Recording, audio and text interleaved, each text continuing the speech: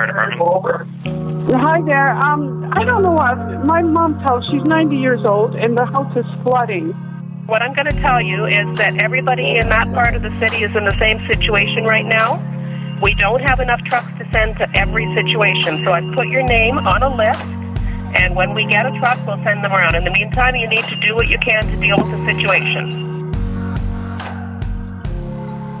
A 2017 study by RBC found that only 1 in 5 Canadians feel that stormwater systems require immediate major investment. The reality is, despite best efforts made by municipalities across Canada, residential flooding is on the rise due to more frequent and extreme rainfall events. According to the Insurance Bureau of Canada, approximately 10.9 million homes across Canada are at risk of flooding. This risk is projected to increase with climate change if measures aren't taken by property owners, businesses, and government. In recognition of the risks posed by climate change, the Peel Climate Change Partnership was formed in 2009 to support collective action to mitigate and adapt to climate change across Peel region. In 2017, the partners identified the need to build flood resiliency across Peel as a key priority. A study by Credit Valley Conservation looked at how vulnerable water infrastructure systems are to flooding and revealed a number of key findings. First, climate change is likely to lead to more severe and frequent extreme rainfall events. These events are difficult to predict in advance, posing challenges to warning systems and emergency response. Since these are led by different partner agencies, greater alignment will aid in overcoming climate challenges. Second, recent extreme rainfall events within Peel have highlighted the risk to public infrastructure and services, the natural environment, and human health and well-being. This is because of the interdependency between stormwater, drinking water, wastewater, EMS, public health, and other areas. That's why infrastructure investment needs to be strategically aligned to maximize return on investment and reduce overall risk. To address these key findings, the Peel Climate Change Partners initiated the Flood Resiliency Strategy in 2018, led by Credit Valley Conservation, to improve resiliency to urban and riverine flooding. The goal is to reduce risks by optimizing and coordinating policies, programs, and practices across the partnership. The Flood Resiliency Strategy is underpinned by 4 pillars.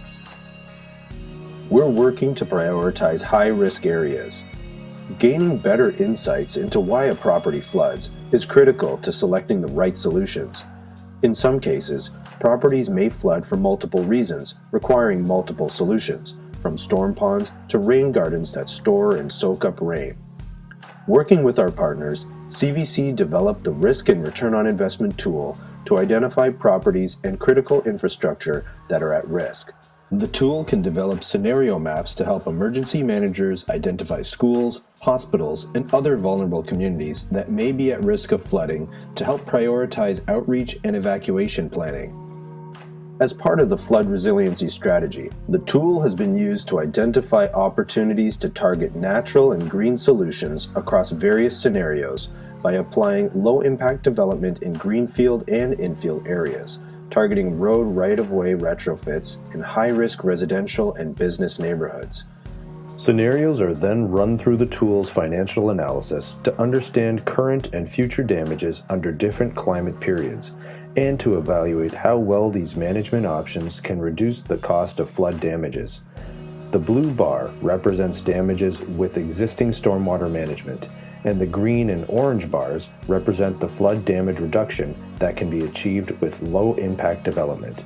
This information can help justify future investment to support asset management plans and municipal stormwater master planning. Credit Valley Conservation received over $1 million in funding and in-kind support for the development of the Risk and Return on Investment tool from the federal government, professional associations, foundations, the private sector, and academia. We're continuing to enhance the tool with new features, including greenhouse gas emissions and carbon sequestration. These new features will help build the case for protecting natural assets and constructing green infrastructure to help meet net zero targets. We're also building capacity and resiliency through in-the-ground action. Sustainable neighborhood action plans play a critical role in engaging residents, business owners, and municipal partners. The Haggard Avenue Bioswale Project and the Glendale Public School Rain Garden are part of the Fletchers Creek Sustainable Neighborhood Action Plan. The Rain Garden provides 800 cubic meters of floodplain storage, reducing the risk of flooding to the surrounding area. We're addressing land use compatibility in flood-prone areas through planning policies such as green development standards. We're encouraging widespread adoption of low-impact development through hands-on partner workshops and developer engagement. In partnership with Peel and Caledon, Credit Valley Conservation also developed a stormwater risk management framework that has been used by the Standards Council of Canada to develop new standards for stormwater management.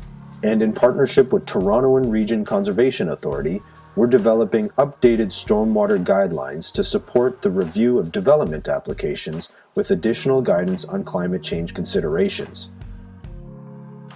We're optimizing emergency preparedness and ensuring the greatest possible collaboration with our partners.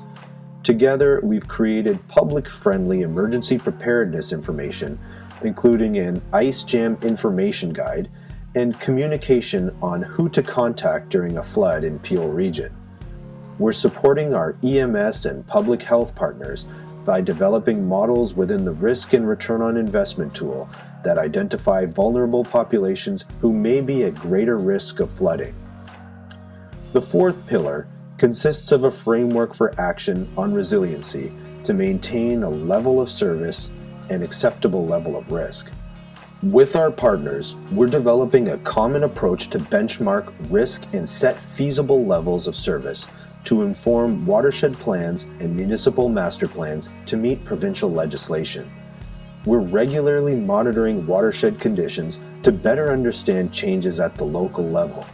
Our monitoring data helps track the performance, operation, and maintenance needs of green stormwater management infrastructure. In order to reduce risks, we're sharing lessons learned, tools, and resources. In addition to reports, maps, and tools, we've developed a flood resiliency strategy website to house key resources, including webinars and materials on a number of topics related to flood resiliency.